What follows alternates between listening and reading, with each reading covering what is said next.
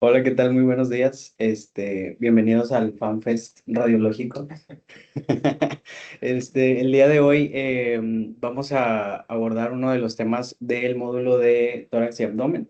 Eh, yo soy el doctor Juan Manuel Escobedo Gil, R3 aquí del Hospital Universitario Dr. José Luterio González, aquí en el Centro Universitario de Imagen Diagnóstica. El día de hoy vamos a ver el tema de colangiocarcinoma, el diagnóstico y la evaluación multimodal. Mis maestros asesores para esta clase fueron el doctor Matías Salinas Chapa y el doctor Diego Salinas Rodríguez.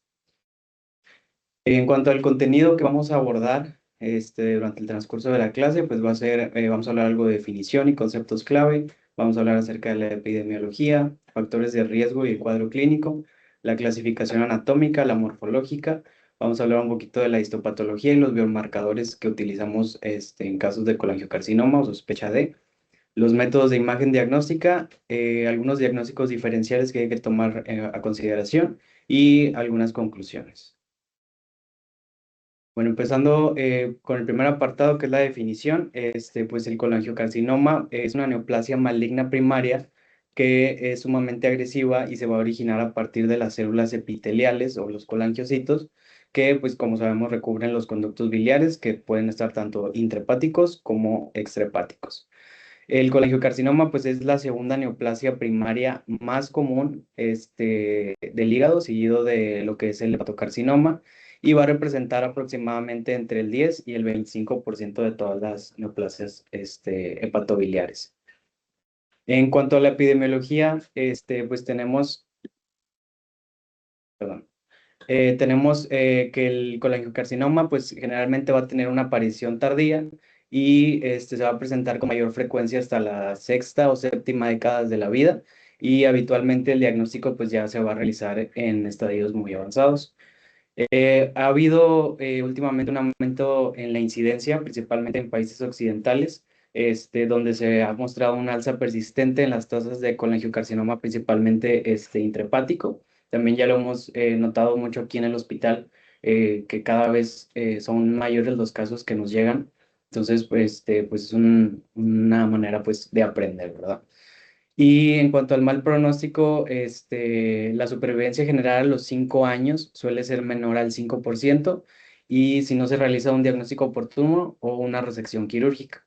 Se ha descrito que hay hasta 113 casos por cada 100.000 habitantes, principalmente en el sureste asiático, que es donde mayor prevalencia o donde más se ha descrito el colangiocarcinoma. En cuanto a los factores de riesgo, pues vamos a tener diferentes factores que van a predisponer o que van a ser agentes carcinógenos, digámoslo así, que van a predisponer pues esta neoplasia. El primero de ellos pues es una inflamación crónica de la vía biliar, como podemos tener ahí las patologías como la colangitis esclerosante primaria, que se va a mantener como uno de los factores predisponentes que más estudiados están en Occidente.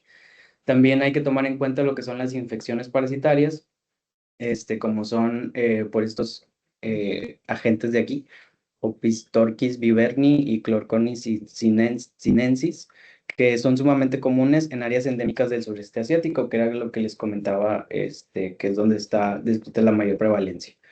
También las anomalías anatómicas y la litiasis, como pueden ser los quistes del colédoco, principalmente la enfermedad de Caroli, y la hepatolitiasis va a promover una estasis y una posterior transformación maligna. También lo que son las exposiciones y la hepatitis, como la exposición histórica al torotras, que, bueno, un paréntesis, estuve investigando un poquito de esto, y este era un medio de contraste que se utilizaba en angiografías hace muchos años, y pues este medio de contraste se dejó utilizar precisamente porque se encontró que era carcinógeno. De hecho tiene una vía de eliminación de muchísimos años, entonces se queda como retenido, digamos, en lo que es el sistema reticuloendotelial, en el hígado, en el vaso, y pues sí ha habido casos anecdóticos donde pues este medio de contraste pues ya años después ha ocasionado neoplasias gastrointestinales. También hay que tomar en cuenta lo que es la cirrosis hepática y el virus de la hepatitis B o C, de larga duración, ya en estados crónicos. En cuanto al cuadro clínico, pues va a depender también mucho de la localización de lo que es el colangiocarcinoma, que ya vamos a hablar de eso más adelante. Pero principalmente la manifestación clínica más frecuente va a ser la ictericia obstructiva, que esta principalmente se va a dar cuando el colangiocarcinoma tiene una localización pues más periliar o más hacia más distal, colédoco distal. También pues vamos a encontrar lo que es la ictericia, otros síntomas asociados, pues puede ser el dolor en hipocondrio derecho, que se puede volver generalizado, el prurito, la pérdida de peso inexplicable, la anorexia, la fatiga, entre otros. Bueno, vamos a comenzar con unos casos clínicos. Traigo dos casos clínicos aquí. No sé si alguno de mis compañeros. Bueno, el primer caso es de una paciente de 71 años que acude por ictericia, dolor abdominal y pérdida de peso, y pues se solicita el estudio de imagen para mayor caracterización. Estamos viendo de imágenes. Nada más las secuencias que son. Bueno, en la imagen del lado izquierdo tenemos una resonancia magnética, en una secuencia, diría yo, en un T1. La de la izquierda, la hipointensa, ¿verdad? Extrema hipointensa. Correcto. Okay. Y la del lado derecho, tenemos un T1 post-contraste. Acuérdate que la diferencia entre T1 y T2, así fácilmente y rápidamente podríamos identificar líquido. Por ejemplo, ahí yo veo líquido en las dos, líquido, por ejemplo, en la vía biliar, el líquido cefalorraquídeo también. Entonces, si yo veo líquido hiperintenso, estamos en un T2, ¿verdad? Entonces, de hecho, en las dos se ve el líquido hiperintenso, ¿verdad? Líquido hiperintenso en la vía biliar, en el duodeno, en la médula, ¿verdad? Entonces, vamos a desplazar un poquito que es el que corre. Entonces, esta es lo que se le dice precisamente la colangioresonancia, ¿verdad? Usualmente la colangioresonancia le hacen una reconstrucción en 3D. A veces incluso el técnico puede hacer que gire, ¿verdad? Y a los clínicos les gusta mucho verla en dimensiones, ¿verdad? Que vaya. Entonces, hallazgos en general, ¿qué notas? Que es esto coronal. Ok, aquí en la imagen del derecho tenemos entonces la reconstrucción coronal. Me llama la atención una dilatación de la vía biliar a nivel infrahepático. ¿Lo puedes correr, por favor?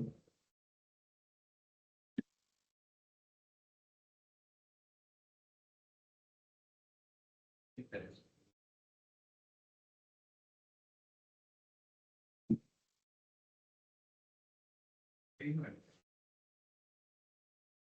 ¿Identificas alguna estructura aquí?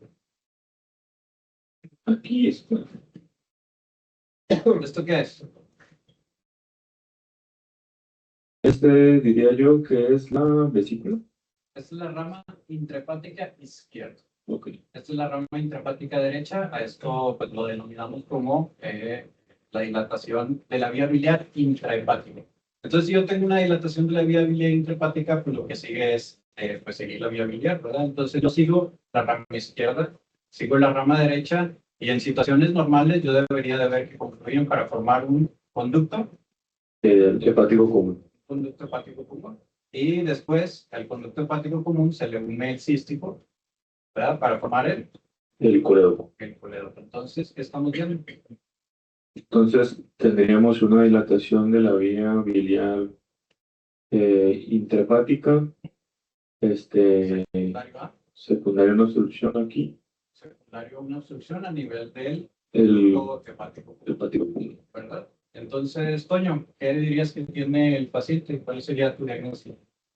Colangiocarcinoma, sí, digo, por la ubicación que se ve la rama derecha y la rama izquierda, yo diría que es un mismo uno. Ok, un colangiocarcinoma primero, ¿de qué es su tipo? Pues el más común es el periliar o, sí, Biliar. ajá, tenemos intrahepático, iliar y distal, ¿verdad? Entonces, este sería un colangiocarcinoma iliar, que también se le dice de Klatskin, ¿verdad? Klatskin. Y aquí lo denominaste como un Bismuth por LED, 1. ¿verdad? Que es la clasificación que debemos de determinar en este tipo de tumores para ver si se cambió, ¿verdad? Usualmente el Bismuth por LED 1 está por debajo de la confluencia de las vías intrahepáticas. Vamos a ver nada más el siguiente caso para verlo en protestado. Bueno, el siguiente, Spencer, por favor.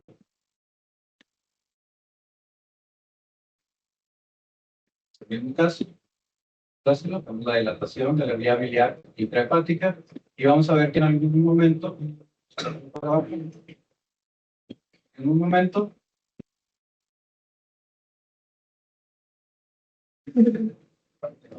vamos a ver que este conducto es este, ¿no? Y esta es la representación del tumor. Ponle un poquito más abajo, al otro abajo. Ahí, así es como se ve por la colangiocarcinoma. Tampoco esperemos ver una bola, ¿verdad? Usualmente el colangiocarcinoma biliar se representa por engrosamiento de las paredes, ¿verdad? Ese sería como un subtipo morfológico, Toño. Ya tenemos la ubicación, pero en cuanto a la morfología, ¿cuáles subtipos hay?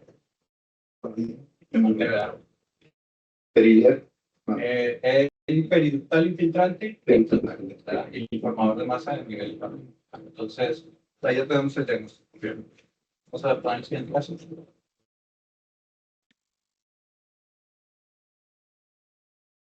Bien.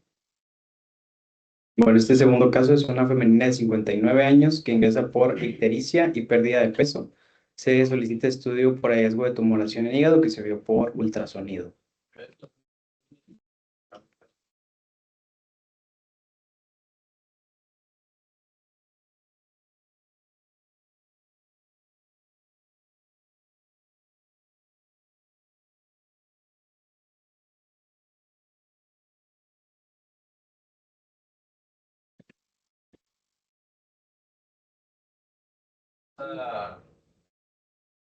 ¿Hacer este desarrollo? Esa es una fase venosa. ¿Ese pasa este desarrollo? Perdón, la arterial. Ya está. Esa tenemos una fase venosa. Bien.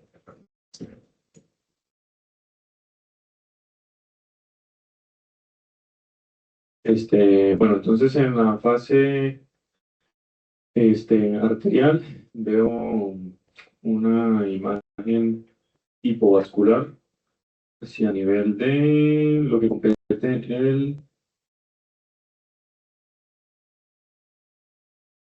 lóbulo hepático 6 y 7. Hepático derecho, ¿verdad? Para los segmentos. 6 y 7. Lóbulo hepático derecho, segmentos 6 y 7. Una lesión Hipovascular con y en la fase venosa tiene un realce periférico, lo cual es característico del tema de que es el colangiocarcinoma. ¿Qué es característico? ¿Realce periférico? Sí, periférico científico. ¿En qué fase?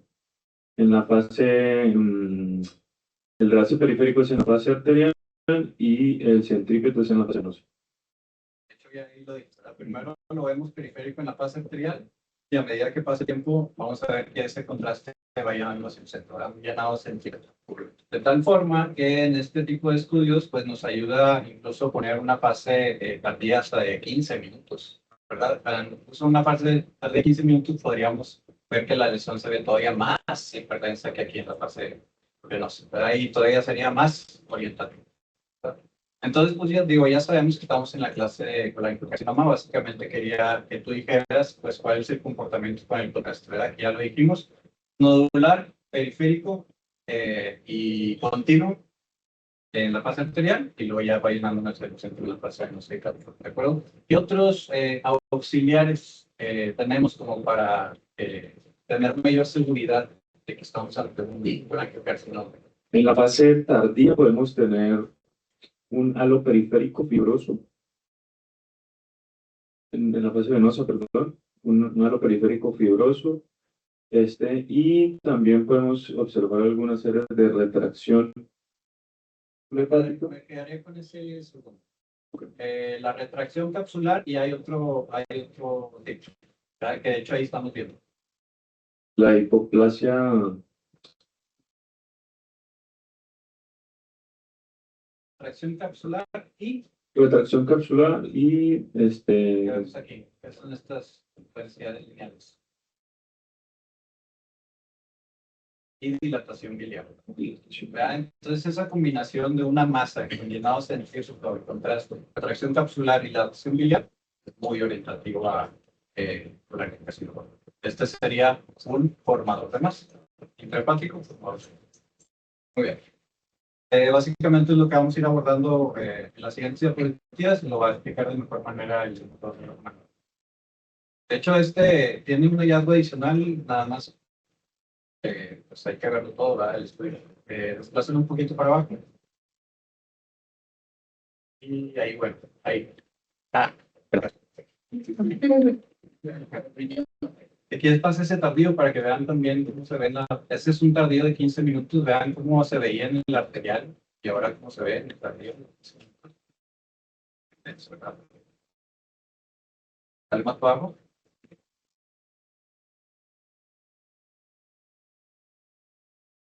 Ahí. ¿Qué ven ahí?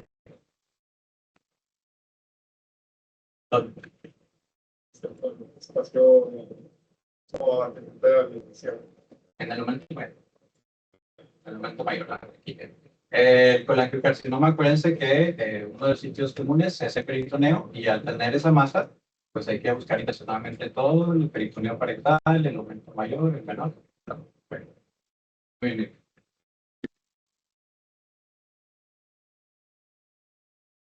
Muy bien, bueno, entonces esos son los hallazgos que vamos a ir comentando ahorita durante el transcurso de la clase. Vamos a continuar con lo que es la clasificación y la patología. Como ya estuvimos hablando, pues bueno, hay principalmente dos clasificaciones, que una es la anatómica y la otra es la morfológica. En la clasificación anatómica, básicamente aquí no lo divide, bueno, se divide principalmente en intrahepático y extrahepático. El extrahepático a su vez se va a dividir en lo que es periliar y en distal. En cuanto al intrahepático, este se va a originar aproximar a los conductos biliares que son de segundo orden y va a representar el 20% de los casos y típicamente se va a presentar como una masa intraparenquimatosa, que fue como el segundo caso que vimos. En cuanto a los distales, el primero de ellos, o el más común de ellos, como ya se habló también, es el tumor de Klatskin, que está a nivel de la confluencia o a nivel periliar. Este va a ser el más común, de hasta un 50-60%, y van a ser entre los conductos de segundo orden y la unión del conducto cístico con el hepático común. Y en cuanto al distal, este va a surgir entre la inserción del conducto cístico y la ámpula de Vater. Este va a ser de un 20 a un 25% de los pacientes diagnosticados.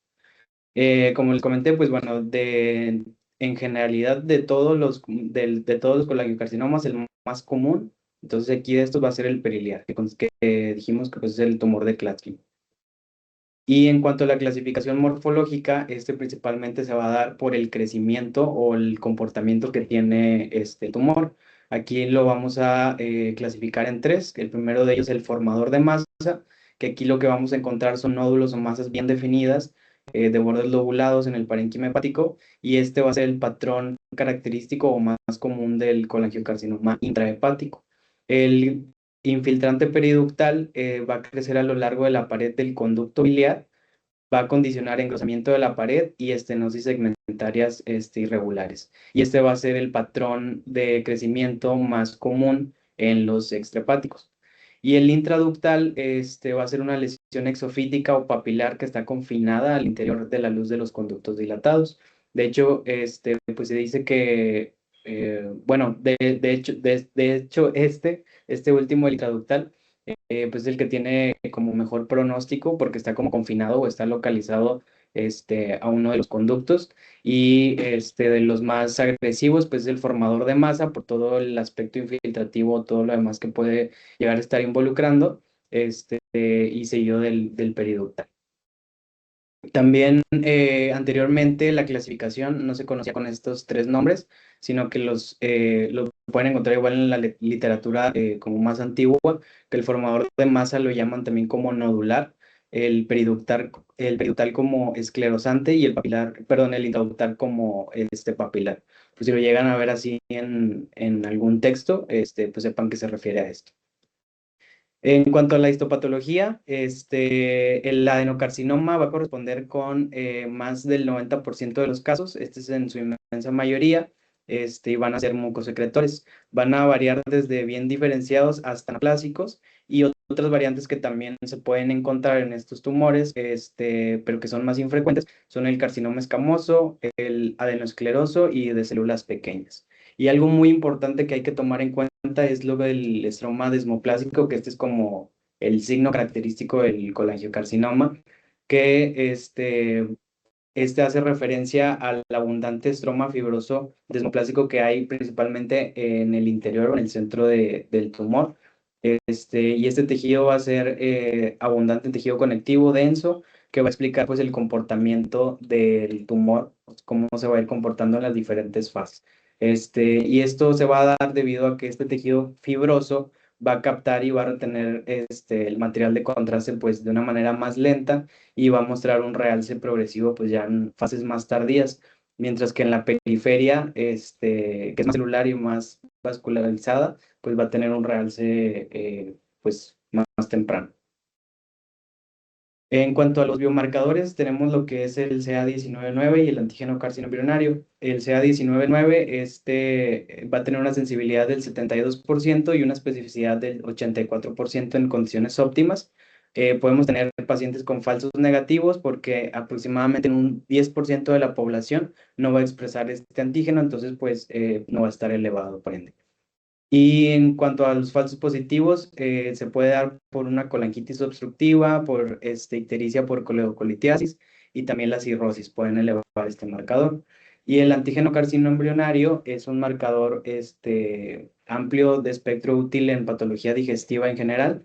El rango de referencia estandarizado está entre 0.1 a 5 microgramos por litro y el valor limitado de este antígeno es que posee una baja especificidad de manera aislada, pero pues ya va a adquirir mayor importancia cuando se combina con el CA19-9 y pues bueno, también a tomar en cuenta los antecedentes y pues el contexto del paciente.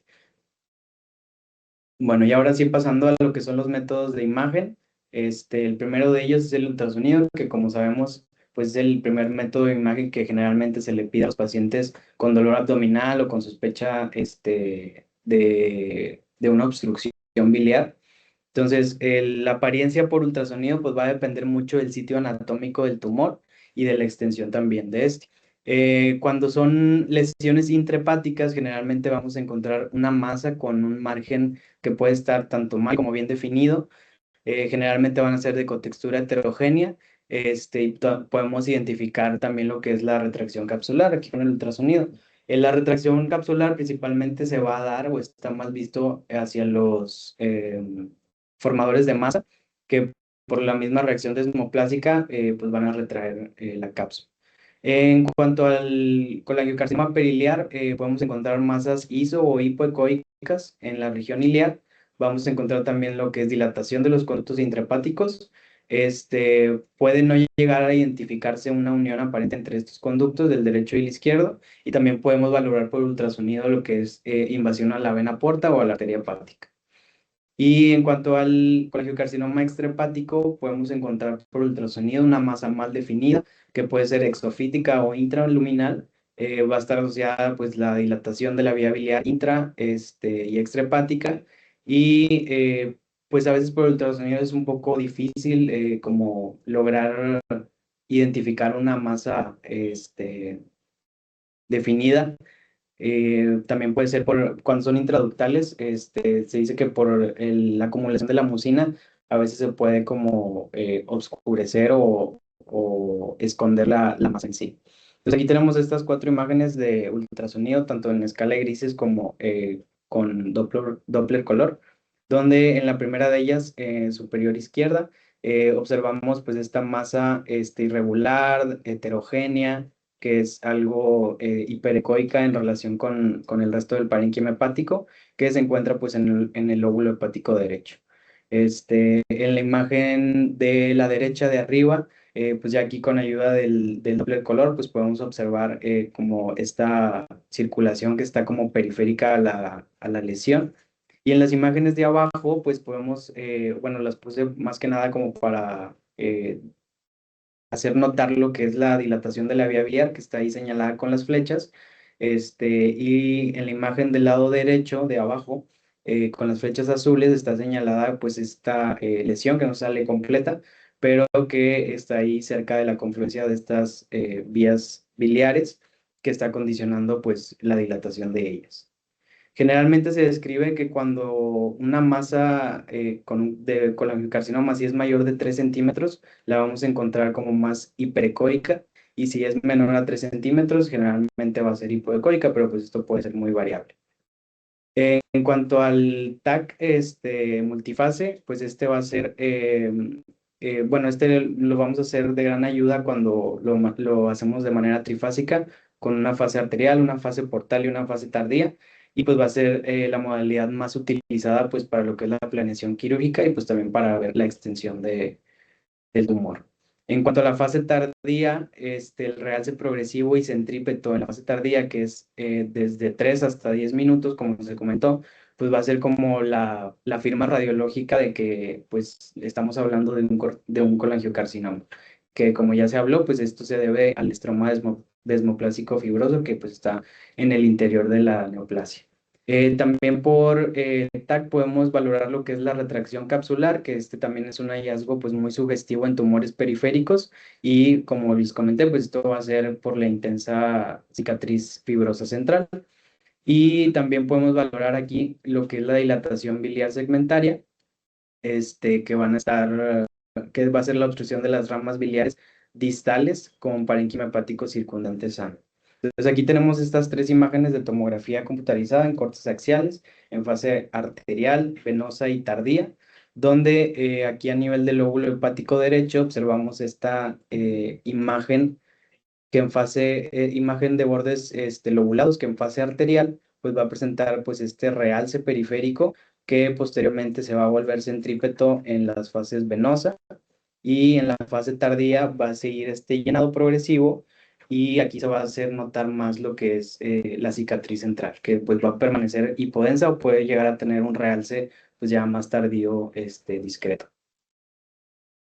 Y en cuanto a la resonancia magnética, pues esta va a ser clave para evaluar principalmente la infiltración biliar fina, y también podemos valorar aquí lo que es la invasión perineural e intrahepática.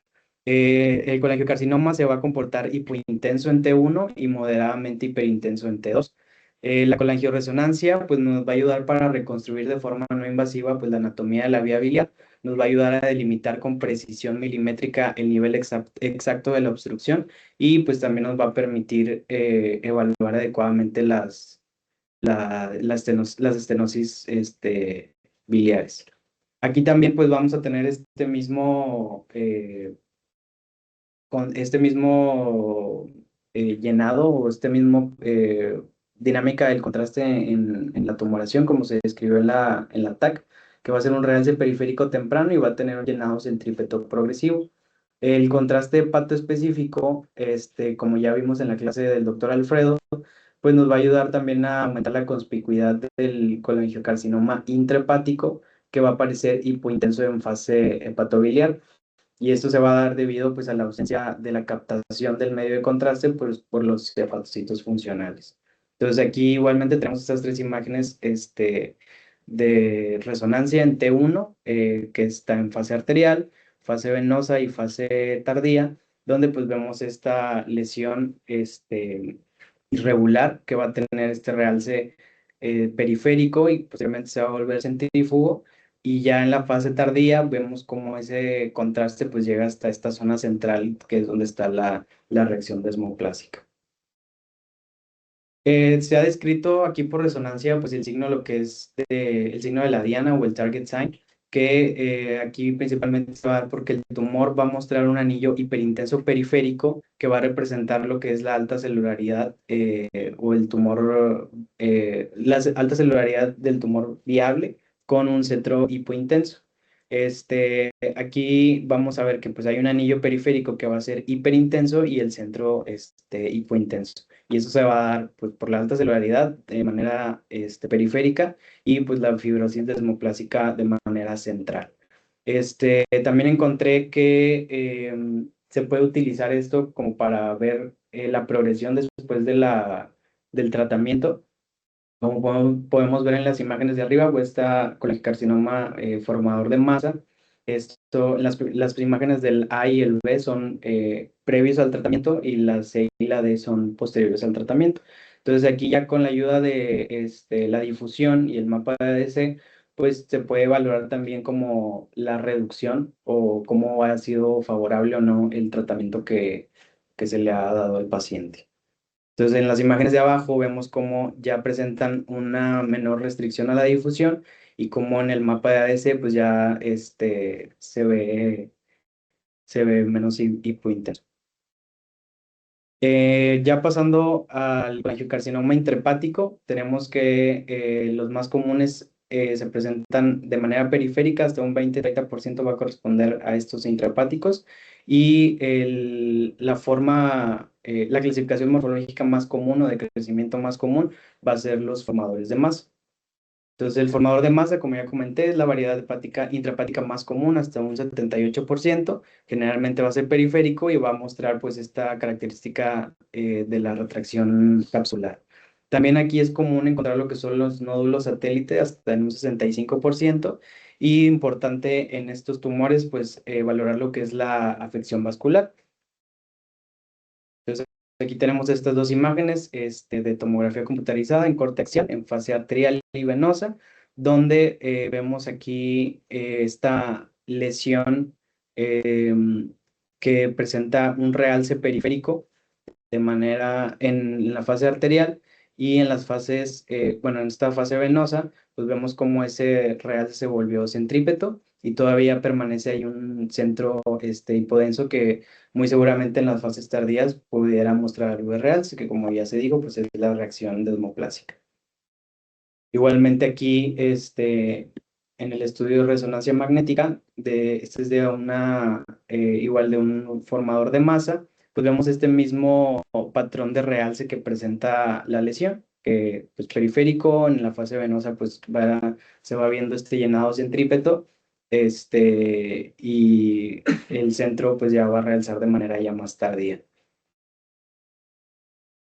El segundo patrón del que vamos a hablar es el periductal infiltrante de los intrahepáticos, y este es un crecimiento a lo largo del conducto biliar, causando estenosis o con dilataciones asociadas. Estos pueden estar de manera segmentaria o lobar y va a encontrarse lo que es un engrosamiento mural concéntrico o excéntrico de la vía biliar. Entonces aquí tenemos esta imagen de tomografía computarizada en un corte axial en una fase venosa, donde vemos pues esta importante dilatación de la vía biliar intrahepática, y dentro de estos conductos o a manera periférica de estos conductos pues vemos esta lesión que tiene un realce periférico que pues nos está condicionando esta dilatación de los conductos. Y en la imagen de la derecha, una imagen de resonancia en T2, vemos esta misma dilatación, vemos pues estas imágenes lineales hiperintensas que corresponden a la vía biliar, que están dilatadas, y adyacente a ellos vemos que el parénquima pues muestra esta como hiperintensidad mal definida alrededor de los conductos, que pues va a mostrar como este crecimiento periductal. Y en cuanto a la morfología intraductal de los intrahepáticos, estos generalmente van a tener un crecimiento lento, van a ser masas pequeñas o sésiles o polipoideas, van a mostrar una dilatación ductal marcada, y aquí puede ser que no veamos como un tumor visible. Va a ser un tumor papilar intraductal con una ectasia ductal que va a ser desproporcionada, perdón, con respecto al volumen de la masa biliar visible. que esto, como les había comentado, pues puede ser por el exceso de mucina. O sea, a lo mejor la masa puede estar no tan grande y esté condicionando pues esta estenosis o dilatación de la vía biliar, pero pues va a ser también por el exceso de mucina que se está acumulando en estos conductos.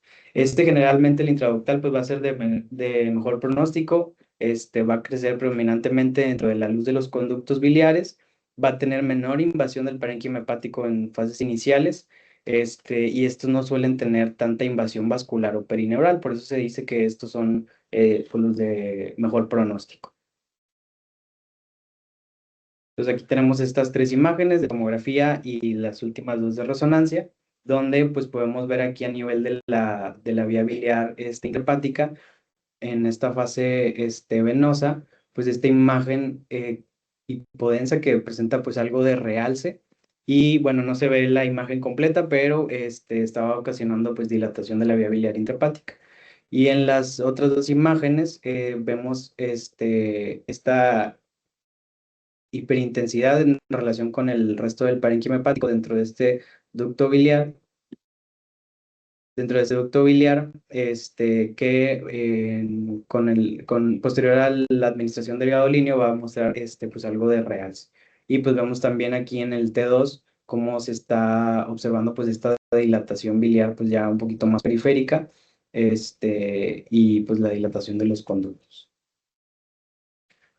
En cuanto al colangiocarcinoma extrahepático, este va a ser el más frecuente de los colangiocarcinomas y suele tener un patrón de crecimiento periductal o intraductal. El más frecuente pues es el periductal, que como ya se habló, el más común de todos en general es el tumor de Klatskin, que es el subtipo pues, más frecuente extrahepático también, y se va a dar desde los conductos biliares de segundo orden hasta el colédoco proximal al cístico.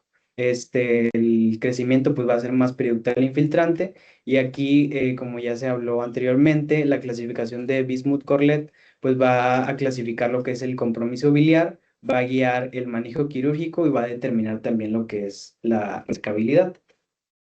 Entonces, este tumor pues se va a dar en lo que es la confluencia de los conductos biliares, derecho e izquierdo.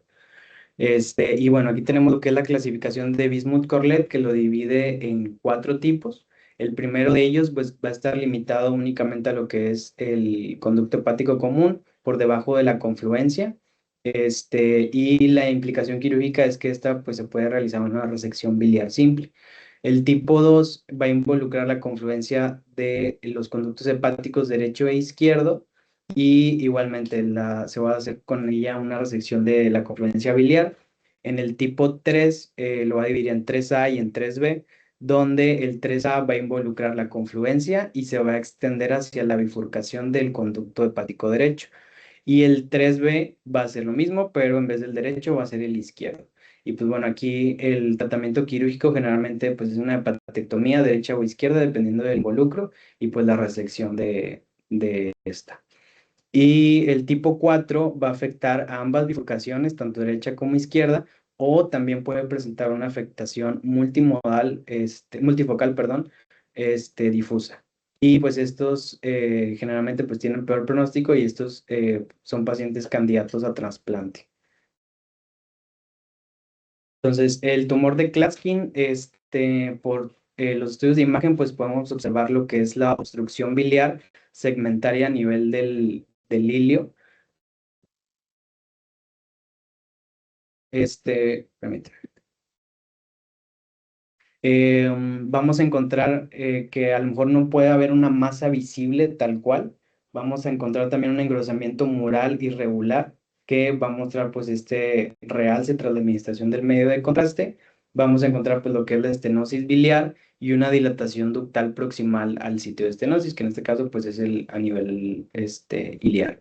Entonces aquí en estas dos imágenes de tomografía computarizada en corte axial y en una reconstrucción coronal, vemos pues esta importante dilatación que está ahí señalada con las flechas en la imagen de arriba. Vemos todas estas imágenes lineales hipodensas que corresponden a la vía biliar intrahepática dilatada, y vemos que está tanto en lóbulo hepático derecho como lóbulo hepático izquierdo. Entonces, ante estos hallazgos, pues hay que buscar algo que esté obstruyendo de manera más distal, si vemos de ambos lados, pues irnos ahí a nivel del ilio a buscar alguna masa o algo que pues esté condicionando esta obstrucción y por ende la dilatación. Y en la imagen de abajo, en la reconstrucción coronal, igualmente ahí señalada con la flecha, vemos esta imagen irregular, hipodensa, más definida a nivel del hilio hepático, que generalmente, que principalmente, bueno, aquí en este corte se ve un poquito más la dilatación hacia el lóbulo hepático izquierdo. Como lo podemos ver aquí, esta imagen hipodensa que corresponde a la vía biliar, nos está señalando, que corresponde a la vía biliar intrahepática del lóbulo hepático izquierdo, pues dilatada.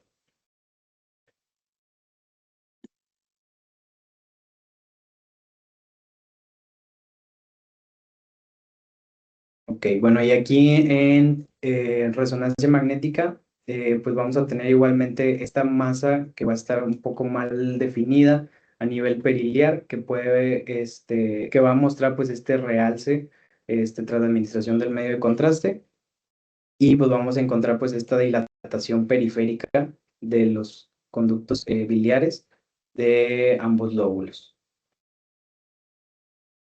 Y en cuanto al colangiocarcinoma distal, pues este va a ser el segundo tipo más frecuente de los extrahepáticos. Generalmente va a tener un patrón infiltrativo, pero también pues lo podemos encontrar intraductal. Ese se va a originar en el conducto biliar común distal entre el origen de lo que es el cístico y el ámpula de Vater, o sea, ya prácticamente en el colédoco, y suele desarrollarse a partir de lesiones precursoras del epitelio biliar.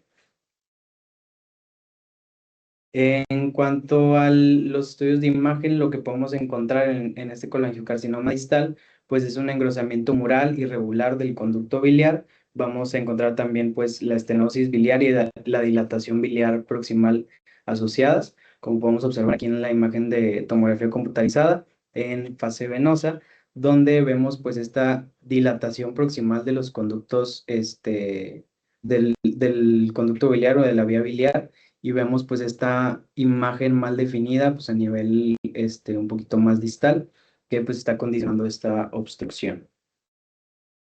En este corte, perdón, en esta reconstrucción en coronal, pues aquí ya se puede evaluar de manera mejor pues esta obstrucción. Vemos cómo va el trayecto del colédoco y de repente tiene pues esta interrupción debido pues a esta masa infiltrativa que se encuentra a nivel distal y pues que está ocasionando la dilatación. Inclusive aquí pues podemos ver en este corte pues la importante dilatación periférica, estas imágenes lineales hipodensas que están de manera intrahepática, pues que corresponde con los conductos biliares.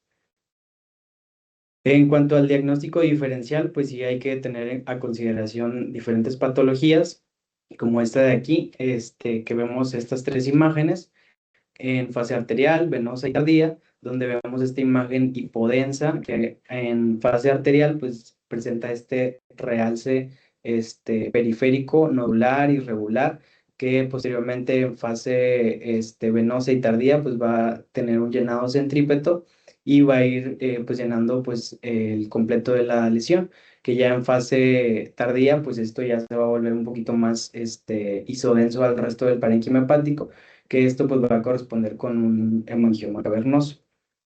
También otro diagnóstico que hay que tener en cuenta pues es el absceso hepático, que aquí generalmente vamos a encontrar pues, una lesión hepática hipodensa, a lo mejor mal definida, que tras la administración del medio de contraste pues va a tener este realce periférico o en anillo, va a tener este centro hipodenso que no va a captar posterior en fases posteriores, y pues bueno, también el contexto clínico del paciente. Otros dos diagnósticos diferenciales que hay que tomar en cuenta son el ampuloma y el adenocarcinoma de la cabeza del páncreas, que pues también nos van a ocasionar pues esta dilatación pues ya un poco más distal de lo que es la vía biliar, y en estas dos imágenes pues podemos observar la gran importante dilatación de lo que es el colédoco y de la vía biliar intrahepática. Y aquí en la segunda imagen pues vemos esta lesión hipodensa, mal definida, pues ya a nivel de lo que es la ámpula de Vater, que esto ya correspondería más con un ampuloma. Igualmente hay que pues evaluar bien el estudio, valorar todas las fases en diferentes cortes y por la sospecha clínica o los antecedentes del paciente, pues también ver hacia qué diagnóstico es más probable. Otro de los diagnósticos que hay que tener pues más a consideración es el colangiocarcinoma, que como se habló, pues es la neoplasia maligna hepática más frecuente, primaria. A lo mejor en las diferentes fases posterior a la administración del contraste, pues hay que tener, digamos, nuestras 3 ventanas en fase arterial, venosa y tardía, pues para valorar cómo es la dinámica del contraste de estos tumores. Hice esta tablita para dejar como un poquito más en claro las diferencias que hay una con otra. En cuanto al colangiocarcinoma, el lavado pues, puede ser inexistente o puede ser, o puede que tenga una retención persistente. El carcinoma hepatocelular, el lavado pues, va a ser típico y precoz en fase portal y tardía. La cápsula periférica en el colangiocarcinoma va a estar ausente y va a estar infiltrante en los bordes. Y el hepatocarcinoma sí va a mostrar una pseudocápsula fibrosa que va a realzar en fases más tardías. El compromiso vascular en el colangiocarcinoma va a estrechar o comprimir los vasos, pero no es común que causen una invasión trombótica. En cambio, el carcinoma hepatocelular, si la invasión portal, pues es más común con la formación de un trombo tumoral. La retracción capsular va a ser más común en el colangiocarcinoma y en el hepatocarcinoma, pues es raro. Los marcadores séricos, el CA19-9, va a estar elevado notablemente en el colangiocarcinoma y la alfa-fetoproteína en el carcinoma hepatocelular. También otras lesiones que pueden llegar a confundirnos o que podamos ahí tener dudas en cuanto al diagnóstico, pues son las metástasis hepáticas simuladoras, que unas de ellas son el adenocarcinoma de colon, que estos son el principal simulador extrínseco, y estas metástasis pueden infiltrar a nivel del hilio hepático, imitando pues perfectamente lo que es un colangiocarcinoma periliar por la invasión retrógrada portal. Y pues aquí es importante pues valorar el antecedente del paciente y pues si se le hizo una colonoscopia al paciente también. Entonces aquí podemos observar pues esta masa periliar hipodensa mal definida que está condicionando pues la dilatación de la vía biliar intrahepática. Entonces este paciente pues ya tenía el diagnóstico de un cáncer de colon y pues tenía el reporte histopatológico, entonces ya al momento de biopsiarlo, pues ya se vio que no era un colangiocarcinoma, sino que eran las metástasis del cáncer de colon. Y otro diagnóstico que hay que tener en consideración son los tumores neuroendocrinos, que estos van a ser metástasis hipervasculares exofíticas de tumores neuroendocrinos que pueden simular un colangiocarcinoma intrahepático hipervascular. En estos casos, pues aquí nos podemos hacer ayuda de un PET-CT con 68 galiodotatate, que este es el que se utiliza para los tumores neuroendocrinos, donde pues ya posterior a la administración del radiofármaco, pues ya se va a valorar pues esta hipercaptación por parte del tumor, como podemos observar aquí en estas dos imágenes de tomografía y ya pues en la fusión por TAC.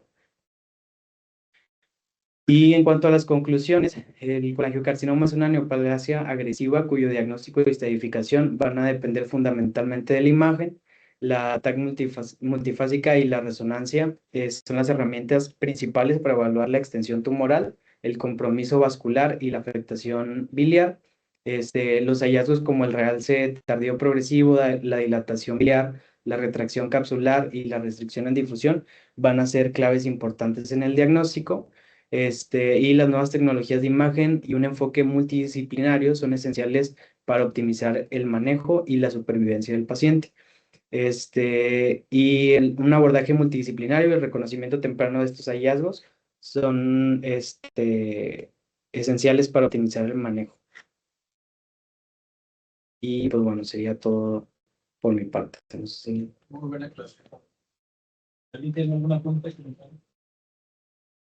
¿Alguien te puede hablar? Antes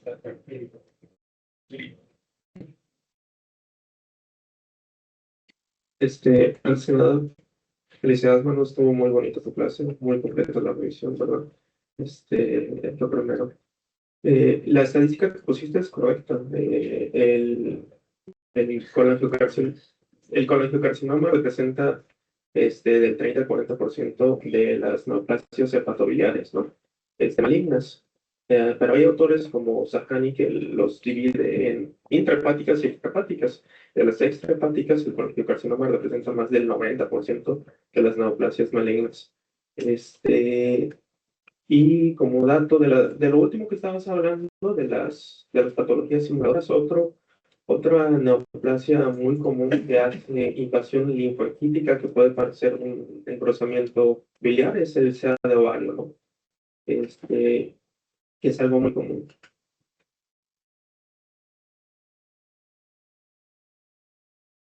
Me preguntar algo, pero no te traía tiempo. Muchas gracias. Nada más del segundo caso, bueno, en ese caso tuvimos la oportunidad de verlo en una guardia y se me hizo muy como, o sea, dejó un par de enseñanzas porque le dimos seguimiento a lo largo del tiempo que tuvo el colangio la paciente. Desafortunadamente falleció y es lo que es como poner en contexto, pues, qué tan agresivo es este tumor. La estadística del artículo menciona que menos del 5% sobrevive a 5 años. Y pues esta paciente, desde que la vimos en la guardia en hace 2 meses, recientemente falleció hace como 3 semanas. Y pues todos los estudios de seguimiento se hicieron aquí en el hospital. Vale la pena como ver ese seguimiento y ver la historia natural de cómo fue progresando el colangiocarcinoma. Y básicamente ese esquema de engrosamiento nodular que era la carcinomatosis, pues progresó rápidamente a pesar de que se alcanzó a recibir quimioterapias. Pues fue un familiar de un conocido. Sí, pues le estuve dando seguimiento y en el último estudio pues tenía una citis muy importante, engrosamiento peritoneal. Aparentemente tenía 40.000 leucos, entonces puede ser que haya progresado a una peritonitis. Pero puso el stent, ¿no? Sí, tuvo un stent. El Sí, tuvo un stent, pero pues no evolucionó favorablemente y pues ya no fue. En realidad, pues el único tratamiento curativo es la cirugía. Y por eso los ciliares que están ahí borderline, si secables o no, pues por eso es importante la división de papeles, ¿verdad? Para saber si va a ser resecable o no. Y también la vasculatura a nivel del hilio es muy importante, ¿verdad? La arteria y la vena. Sobre todo la vena, que es un poquito más, predispone más a ser invadida, pero también la arteria que pone la atención. Y sobre todo eso, y obviamente descartar que no tenga metástasis, ¿verdad? Y que no tenga endometría, porque ya eso contraindica la cirugía. Entonces, yo creo que un aplauso para Manuel, ¿no?